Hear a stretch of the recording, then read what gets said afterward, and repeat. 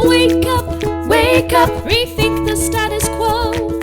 When you get your money right, then you're the one who runs your life. Come build a wealthy spirit with Sammy and Michelle. I was visiting one of my good friends, and she was telling me that she took a break from work and she found it to be quite boring. I let her know that I sometimes had this trouble, and what I did was create a schedule, wake up at least 5:30 every single morning, make sure that I get 5 miles of walking in before noon, exercise for 1 to 2 hours a day at least outside of the 5-mile walk, make sure that I eat 900 calories before noon, drink 4 bottles of water every single day, and a handful of other things that I found to be very helpful during my sabbatical. However, when I looked over at her, she had a look that said, maybe you're crazy. And she told me about how her in-laws, grandparents, do a similar kind of routine, and that isn't exactly what would work for her. No surprise, we're in snowbird country now, Sammy. Snowbird country is exactly my country. People are like, do you want to hang out with people your age? I'm like, people my age, for some reason, are not awake at the right time of day. Sammy, when I hear you talk about the schedule, I think that is my Upholder sister talking about Gretchen Rubin's 4 tendencies. And it really makes me think that when you're on something like a sabbatical, knowing your tendency, whether you're an upholder, obliger, rebel, or questioner, is really helpful. I found it helpful for myself. And you know we love the 4 tendencies, and we love talking about sabbaticals. So I'm really looking forward to us diving into this combination. Let's get into it. But first, if you're interested in taking a sabbatical, you just lost your job, you're taking a work break, I recommend looking at the course Toby and I are running once again at the end of September, How to Thrive on Sabbatical. For my upholders there, do it. For my obligers, there'll be other people there to hold you accountable. For my questioners, why? It's a great opportunity to expand your mindset and hit your goals. And for my rebels, forget about it, don't do it. Take a look if it's something that's interesting to you or a friend in the link in our show notes. Back to today's topic, the 4 tendencies on sabbatical. Sammy, this is from our girl Gretchen Rubin, the book, The 4 Tendencies, the indispensable personality profiles that reveal how to make your life better and other people's lives better too. The 4 tendencies talks about how we each respond to expectations, whether those are internal expectations, goals or tasks that we set for ourselves, or external expectations. Things like work deadlines or things like our friends or peers expecting us to do things. Sammy and I have found that knowing our tendencies, Sammy's an upholder, I'm a bit of a rebel it seems, has been so helpful in not just figuring out our sabbatical, but figuring out how to motivate yourself, whether it's through exercise, scheduling, work, those type of things. Whenever we talk to people about this, it tends to be a major unlock. And when Sammy and I were thinking about what if we applied this to people when they're going on their sabbatical, we realized that knowing your tendency is super helpful. Which, by the way, if you want to pause, go to the show notes and take the quiz to find yours, feel free to do that first. We also have an entire episode where we talk about each of the 4 tendencies in detail, so you can check that out as well. Sammy, I'm excited. We're going to go through each tendency. We're going to share Gretchen Rubin's definition, and she has like a nice little mantra for each that I find super helpful. And then we'll talk about, for ourselves, what works when we're taking a sabbatical and getting in the right mindset, and also the ones that we think would be helpful for obligers and questioners. Let's start with upholders. Why? Because I am one. Upholders meet internal and external expectations. If you tell them to do something, they're going to do it. If they tell themselves to do something, they're going to do it. I would say I even do the things that I tell myself over the things that I tell other people. But I do both. Probably only because other people cannot keep up with your own expectations and your own ability to get things done. The mantra for upholders is discipline is freedom. Also, Jocko Willink's mantra. He is probably also an upholder, I'm sure. I wouldn't be surprised. And it's true. Gretchen Rubin says, upholders find routine comforting, not restricting. And this is huge when you're on a sabbatical. As an upholder, Having a routine changes everything. Even though I'm on a sabbatical and I'm technically free, I still love having a routine. As I talked about in the last episode, I love using ChatGPT to help me formulate my routine. I love finding patterns that ensure that I am even happier throughout the day. Things like being outside in the sun for an hour before noon, or eating 900 calories before noon. I like to make sure that I meet my bedtime every single day, and I do not like days where I do not meet my bedtime. I just absolutely despise that. In fact, I'm quitting salsa because I do not like going to bed late. If you're like Sammy and you're thinking about a sabbatical, I would ignore the common generic advice, which is relax, wake up whenever you want, leave your day unstructured. Maybe it's more unstructured than if you were at work. I don't know. But I do find that if I tell an upholder to not have structure in their day, you just see their body tense up with anxiety. That's okay. That's not what's meant for you. And I think it's important to know that. And you'll actually enjoy your sabbatical better potentially if you can find a routine that you're happy with while still being aware of your needs. As an upholder, I have some more upholder advice. One, I think upholders may be one of the last people to do something like take a sabbatical because it's not part of the routine rules. But I think upholders, because they are people who follow through with their own expectations for themselves, are some of the people who will have the most fruitful sabbatical, whether that's going to be spiritually, experientially, or from a productive standpoint. I think upholders, we are rule followers, but I think we can have a very productive sabbatical. One thing I love about an upholder on sabbatical is they take that upholder energy where they're so efficient and they get shit done to different aspects. Like Jennifer, a woman in my sabbatical course, started to volunteer at her urban planning government group in the city that she was living in. She started to marry people in City Hall. She's still being productive, but in a way that really excites her. And I'm sure when she walks in, they're like, oh my gosh, this person cares and they want to get involved. And that's 10x what we could have expected. Next, we have the obligers. Obligers meet outer expectations, but struggle to meet expectations they impose on themselves. Gretchen Rubin's mantra is, you can count on me, and I'm counting on you to count on me. This may be you if you, say, want to exercise, and it's very difficult to motivate yourself, but it's easier if you have an accountability buddy or a class that you have to go to. Something where if you just want to do it, it's really hard to get yourself to do it, but if you have somebody else that's expecting you to do it, then you're actually more likely to accomplish it. If you're an obliger and you're on sabbatical, I think joining groups or recruiting friends to join you on your pursuits, if you're exercising every day, if you want to participate in different meetups, doing that with other people so that way you can ensure that you follow through on the activities. I think I can be a little obliger adjacent, Sammy. And I find exercising is a great example. It's a lot easier for me to go to a yoga class, even a consistent yoga class where I know the instructor and I feel like they notice if I come to class because it motivates me because I feel like someone else is expecting me to be there. Not a hard expectation because I am a rebel, but I think if you're an obliger and there are certain goals you have for your sabbatical, the risk is that if you don't accomplish them, you might beat yourself up or you might feel bad about it. So maybe take a little bit of rest and then think about what's valuable to you and see if there's ways you can get a friend to help you out. Heck, maybe you need a sabbatical friend just to remind you to relax and enjoy your time. And the great thing is now there's tons of virtual accountability partners.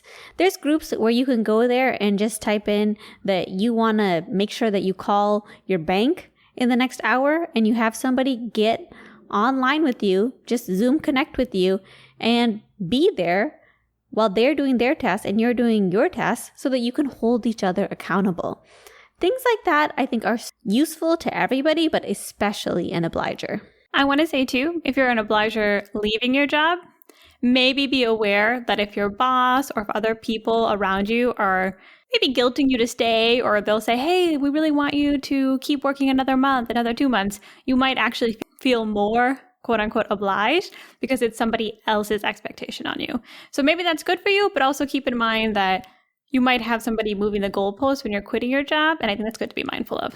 Next, we have the rebel. Oh, Sammy, being a rebel is challenging. You know what's more challenging? Being a upholder who was raised with 3 rebels. That's me. My mom, my dad, and my sister are all rebels, and I am the upholder freak show in this family. It's like she's the white sheep in the black sheep family. We don't understand it. Rebels resist all expectations, outer and inner alike. Gretchen Rubin's mantra is, "You can't make me, and neither can I."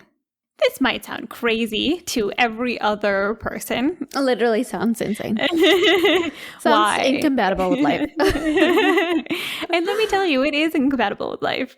Unless you want to say F you to the status quo and leave your job. I think that's where being a rebel really helped me, is I was one of the first people to, I think, accept that I was just going to leave my job, because I was like, well, I'm kind of over it. No one can necessarily tell me I need to stay. And a lot of people told me that. And if anything, it probably made me rebel more, where I was like, you know what? F it. I'll figure it out. It's kind of good in a scenario that like this, where you want to do something different. Ironically, not working and going against the status quo is quite rebel behavior. So that part works. That being said, Sammy, something that was really triggering to me is that a lot of times when you do go on a sabbatical, especially when I used to frame it as I'm just not working, people will be like, well, what are you doing all day? You should do this. Why don't you apply to a job? Here's a job posting. I'll send you one. Why don't you work for me? And I think that like really triggered me, because I was like, okay, don't tell me what to do. I will figure out what to do with my time. Oh my gosh, actually this drove me insane. Because if you don't have something specific you're telling people what to do, and they are bossy, which is like everybody in my life, because I also am a type A ambitious person and I surround myself with those people, they will try to control your life for you. So warning, I think those type of questions, they tend to make everybody feel a little bit sensitive. I think as a rebel, I would just like stew in it. And I think it also made me a little unproductive, because I was like, well, I don't have to do anything. I don't have to listen to this person. I don't have to get started or looking for a job or starting a newsletter or things like that. So a rebel can be a great person to leave their job, but they can also maybe get into this icky spot where it's difficult to balance other people's opinions, because you might rebel against them. So how does a rebel get things done during their sabbatical? For me, Sammy, one thing I really appreciated about learning about a 4 tendency is that someone like me that's a rebel, I don't do well with time blocks. Impossible. Anytime you ask people, how can I structure my day? How can I get things done? They're like, oh, you should put time blocks on your calendar. But here's the thing. If you're a rebel like me, as soon as that calendar notice comes up, I'm like, nope, you don't tell me what to do. Even though I'm the person who's telling me what to do. It is frustrating. What I find to be better, actually, is to sort of narrow down maybe like 3 things, like big picture, that I want to accomplish. And maybe I'll have a time frame like a week or a day. And I won't put times on myself to get it done, but I'll let myself just be aware. I'm like, okay, at some point today, I'm going to give myself the grace. Like when I feel like it, I'm going to call the bank. And I do find that I actually get it done. So I do think that things like traditional scheduling, routine, productivity hacks can sometimes not work that well for rebels, but just giving yourself a little bit of time and freedom to accomplish your tasks, but not in such a rigid form, is really helpful. You know, it's funny that you say that, because this is the first time that I'm realizing that I'll be doing something, like if I start talking to you in the kitchen, and then I'll be like, oh, chat wants me to start my laundry at 10 a.m. I'm talking about ChatGPT, the artificial intelligence. And I'm like, my artificial intelligence assistant told me I need to start laundry at 10 a.m., so it needs to start now. Literally not even real. But I will still follow its commands. Oh, you love it. You created that. Versus for me, something I like about ChatGPT is they're like, here's your schedule. And I'm like, I need to make changes now. I didn't do anything you told me to do. And they're like, totally fine, Michelle. We'll update it. You know what? Let's just take off this. And you know what? I added in a nap. And I'm like, wow, ChatGPT, you get me. So those are some tips for rebels. Lastly, we have questioners. And interestingly enough, I think that of all the tendencies, questioners may have the most difficult time on a sabbatical, even more than rebels. Why? I think it's because with a sabbatical, there's not always a why. Why? You see what I'm doing there, Sammy. I see you, and you want to punch me in the face. Just do it.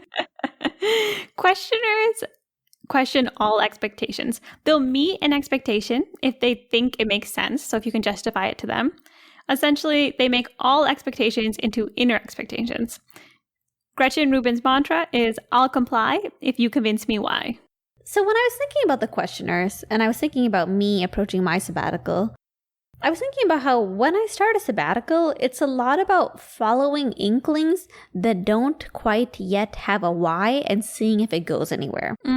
For example, when I first started my sabbatical, I was trying to promote our podcast on social media. And I despised it. But it took me, a few weeks of consistently doing that to know. And I can see how if you're a questioner, you wouldn't even want to start.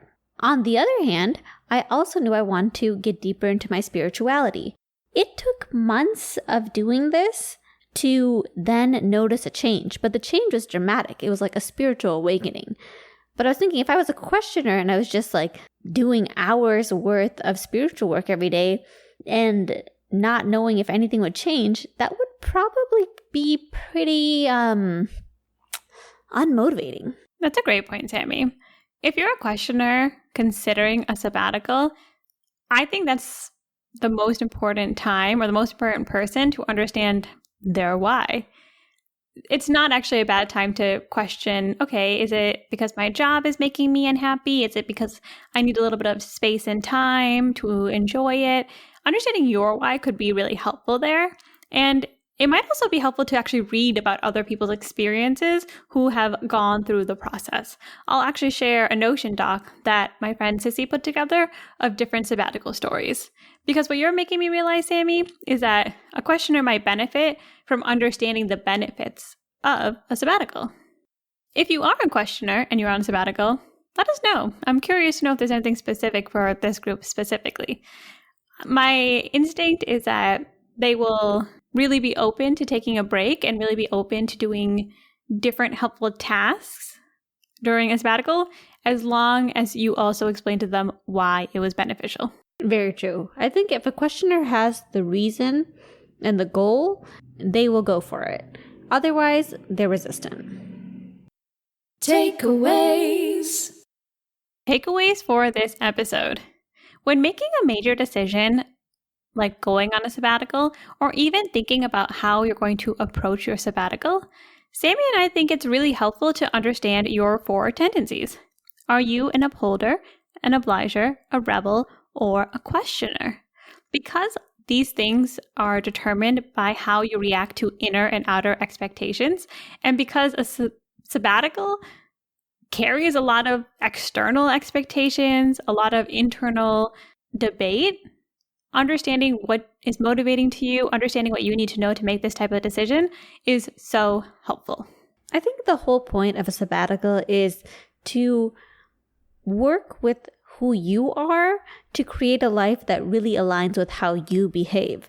So I think this entire notion that we all approach expectations and goals differently is just one aspect of why we all need sabbaticals for different reasons and why each of those sabbaticals comes out with different results too. Community time. Before we say goodbye, it's our community time. I just want to say you guys have been leaving us such wonderful, thoughtful comments at buildawealthyspirit.com on our Substack page. Please continue to do so. We love them. And if you're open to sharing them on our Substack page, we are open to sharing them here on our podcast. Laura commented on our episode, "We are never going back to work." She said, "Same. I'm not going back to work either, but I'm starting to think about it as not going back to work like that. Let's retire the concept of work-life balance. Work happens within the broader space of life. Separating the two has created a pretty damaging mindset for so many in traditional jobs, and particularly office and knowledge workers. Let's start to bring work back into life, and by extension, bring ourselves back to life." Thank you so much, Laura, for your comment. And thank you, Lala, indie maker from the Small Bets group, for restacking our piece from episode 189, What If I Get Bored During My Sabbatical? When you guys share, it helps others find us, and it shows us that you found the topic interesting. So thank you so much, Lala. Kevin brought up an interesting point, which is, has anyone ever used the term fi-curious? I will say we have never used Fi-Curious in our community, but I did Google it, and it seems like a lot of other people have used it to describe people who are curious about financial independence. I'm not touching that with a 10-foot pole. Thank you, Kevin. Let us know your tendency, and if you took a work break or if you did something against the status quo, I would love to know the story around it. buildawealthyspirit.com. And most importantly, be sure to join us next time as we put down the rulebook and we rethink the status quo.